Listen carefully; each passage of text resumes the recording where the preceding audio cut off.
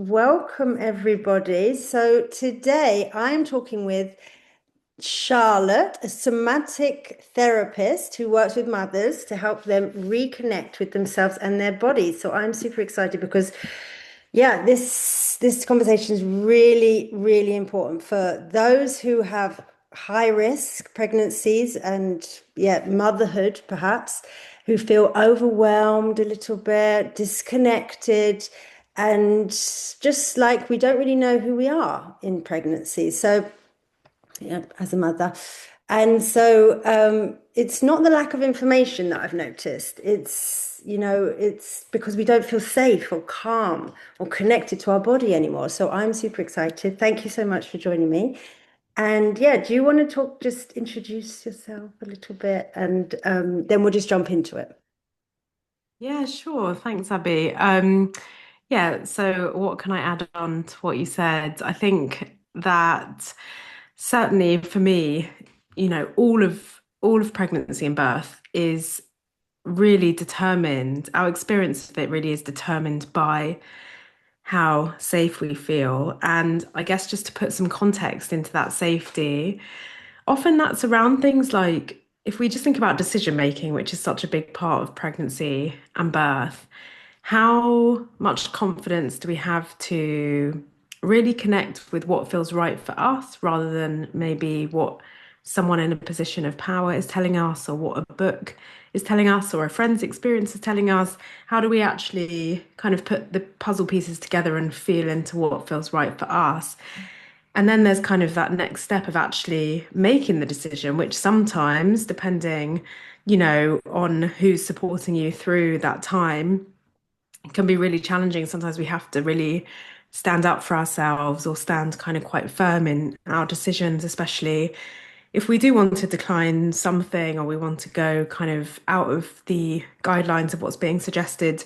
And all of that really comes down to how kind of secure and safe we feel to be able to, in many ways, kind of be in these more confrontational conversations. And then, of course, birth is, so much about how safe we feel because our bodies need to be able to relax, to let the oxytocin flow and to let kind of that physiological process of birth happen. And when we don't feel safe, it's a really innate protective mechanism of our bodies to slow down birth or even to stop it from happening, because there are very real experiences for people who are in real danger in the world and it's not the right time for them to give birth, and their bodies do have to pause until they can find a situation where they do feel safer to allow a baby to be released from their body. So safety is a massive thing, and it's really, it lives in our body, in our nervous system. So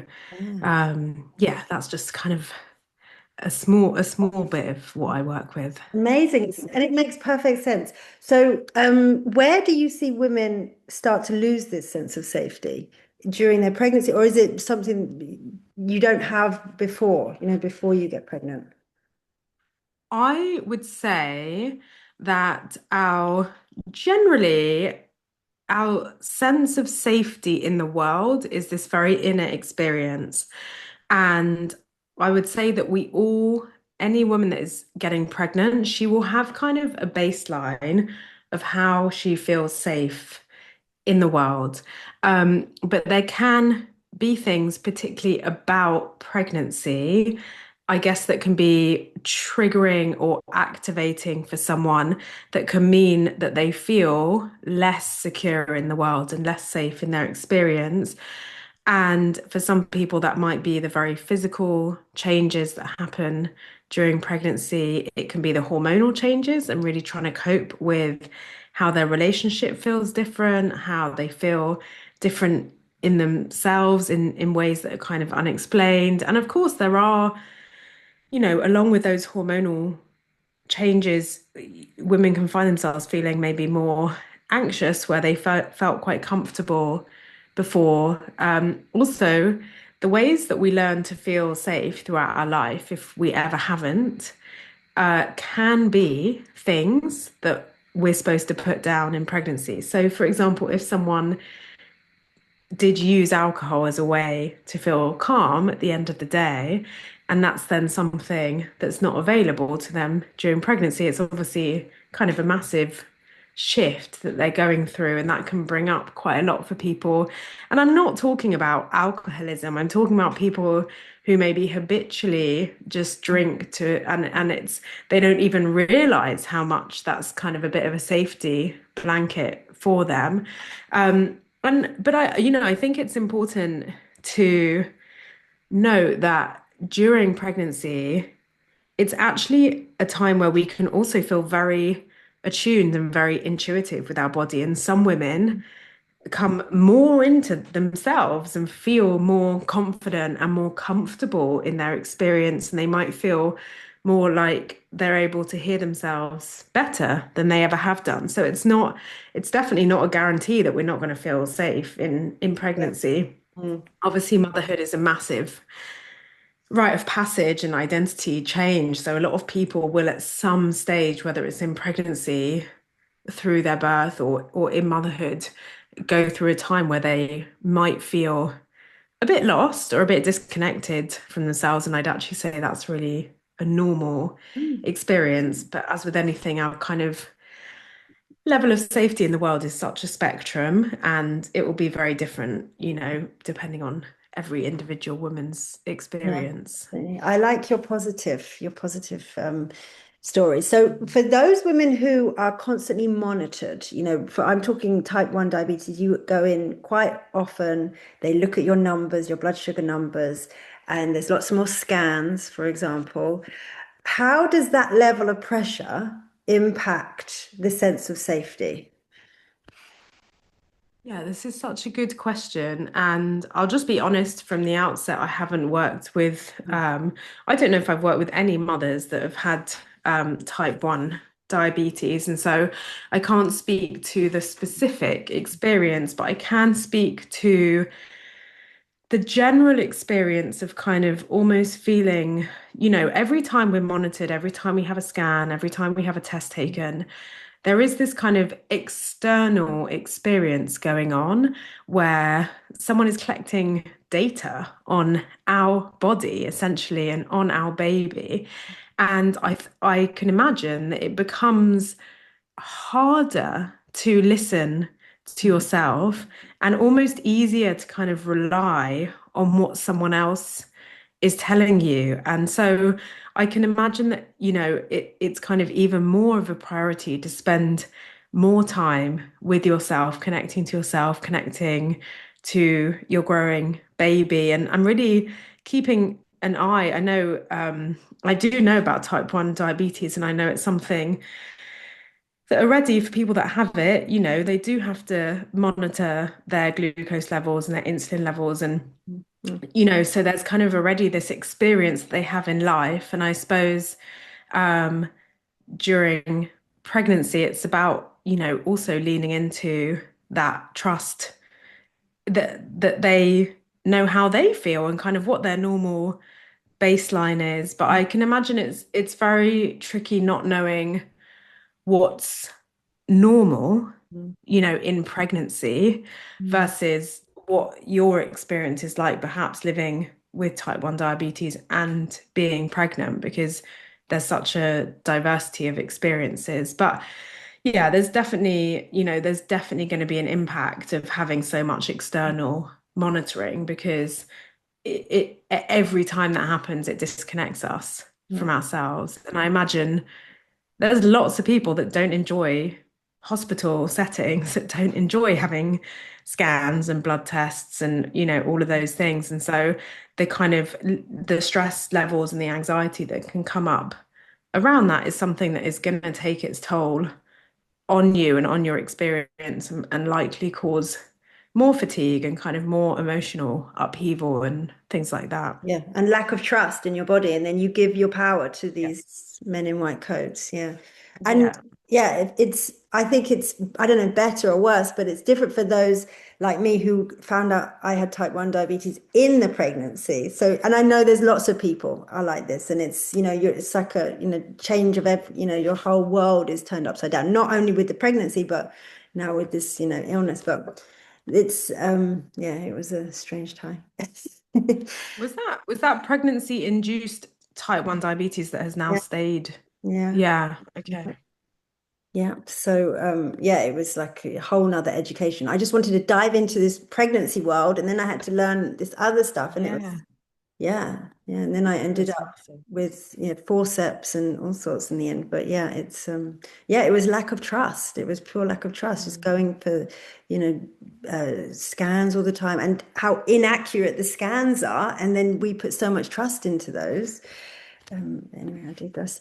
So tell me, so I do actually want to know about what you would recommend for those who feel, huge amounts of pressure and stress. So, but maybe we'll do that later. So tell me, what are women being told or encouraged to do in your experience in pregnancy that you think is actually disconnecting them to their body? Mm. I think that, with any guidelines that women are given during pregnancy, it's really important to remember that they're not black and white and they're all based on just a risk and a level of risk. And so even if we look at something as simple as kind of the foods that you are and aren't allowed to eat, some women will like really crave those foods. And it might feel like they're so bound kind of by these guidelines as if, suddenly we're going to get salmonella when we've never had it before in our lives. And I mean, I'm currently pregnant and I definitely um, Congratulations. thank you. I definitely do kind of adhere to a lot of the guidelines around the food, but definitely kind of if I find myself craving something, like I have craved both sushi and blue cheese during this pregnancy, and I've just got really curious about it. Like, what is it about those things that I'm really craving? And so, it's always everything that our body tells us is kind of this source of information that we can dive a bit deeper into and get curious about. Um, and I can't actually remember exactly the question. Could you repeat the Just, question? I'm just wondering what women are told in pregnancy that you believe is actually disconnecting, like disconnecting to their bodies. So like this with the food and not listening. Maybe you are craving this food and you should go for it. Maybe, yeah, that's a nice example. I mean, it's as much what they're told as kind of what they're offered. I Mhm. think. I think there's not always a lot of space to feel like you have a choice in whether you want the blood tests and whether you want the scans. And even as a type 1 diabetic, whether you want all of the additional monitoring like that, of course, that is still a choice. And I think particularly for people maybe that have lived with type 1 diabetes, their a lot of their life or maybe since childhood and they've managed it very well, they might feel quite well equipped to stay connected to their pregnancy and really notice if something feels off in their body and then want to go for, further inquiry. But I think often it's really things are not affronted, I think is that the right word, sort of with from the position that you do have a choice in there. And I think it's the way it's less what women are told and more the way they're told them. And appointments maybe are just booked on their behalf, or they're just told, well, I'm going to get in touch with their consultant without really having that full kind of exploration with a woman about what she wants and how she feels about things. And yeah, if she would like to receive whatever is being offered to her. Mm. Um, so yeah, I think it's more the way the system is set up as very standardized and kind of very regimented than it is necessarily the things that women are being told. And I think when it comes to safety, just kind of tying it back to that, one of the things that is so important in us feeling safe is actually us feeling like we have agency and autonomy. And so as we're empowered to kind of make choices for ourselves, which may be that a woman wants to do all of the monitoring. And that feels really good for her. And she feels like that's how she's really looking after herself. And that may be a great choice. But for another woman, it might be that she's putting herself through something that she feels like she doesn't actually really want to do, but she feels like she has to because she's been told this is the way that it is, and she doesn't really have agency in that decision. And so I think kind of reclaiming that agency and that autonomy during pregnancy Mm. is really important for feeling secure and safe Yeah, in definitely. ourselves. Yeah, and it's also like a lesson. Like that's how you need to be in motherhood. You need to stand up for your kid, and you have to stand up for yourself. So I like that as well. So what are you doing in this pregnancy now with its, keeping you connected to your body and baby? Yeah, good question. So I found this was actually a pregnancy after loss for me. I lost another pregnancy about a year and a half ago, quite early on, but it was a very different experience for me this time because of that experience. And so certainly in the first trimester, I did feel a lot more anxiety and worry coming up. And I found, yeah, I had to take a lot better care of myself because I didn't want to live in all of that worry and kind of be, you know, checking things all the time. I'm not like an extra scans person. I don't really enjoy having scans, and I prefer sort of staying connected to myself to really tune into whether something feels worthy of needing attention or not.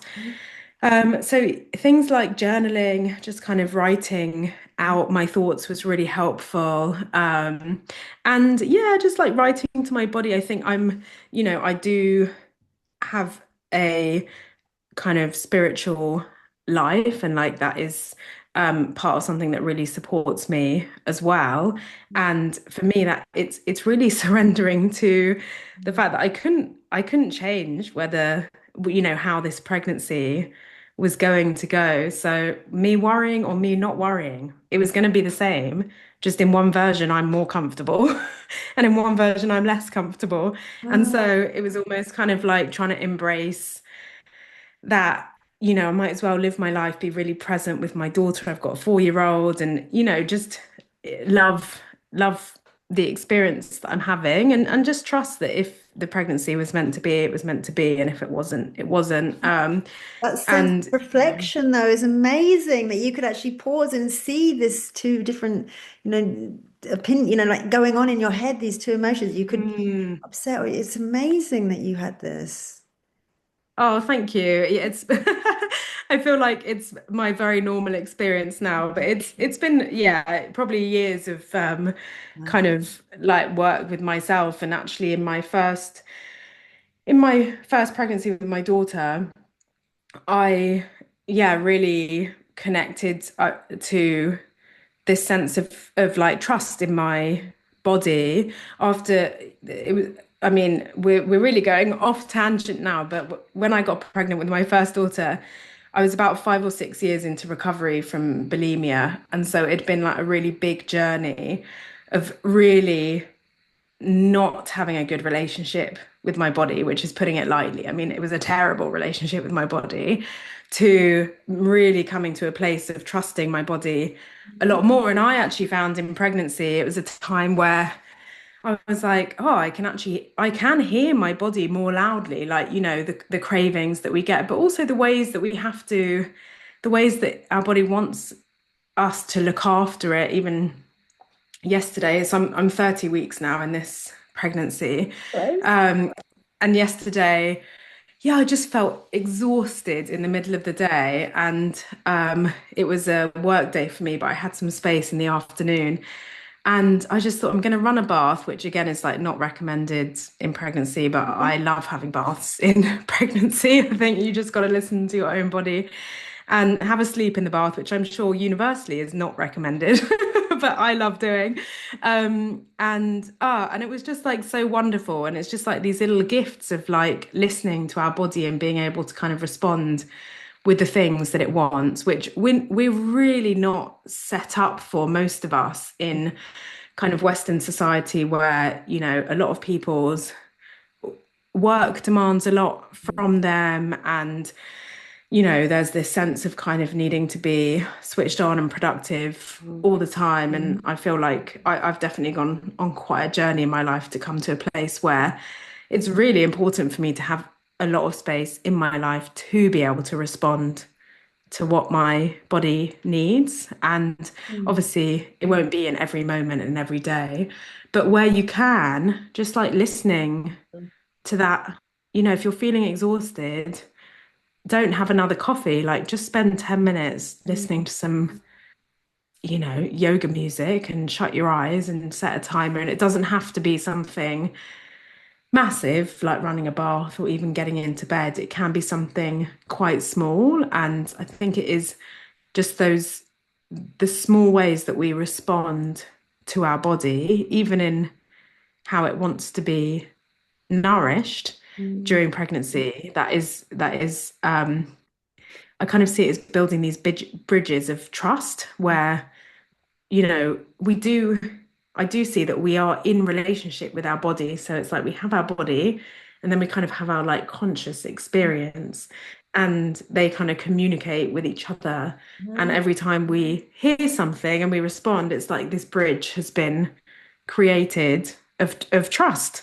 And the more we do that, the more we feel confident to say, actually, I don't think I want that test today because it doesn't feel like we're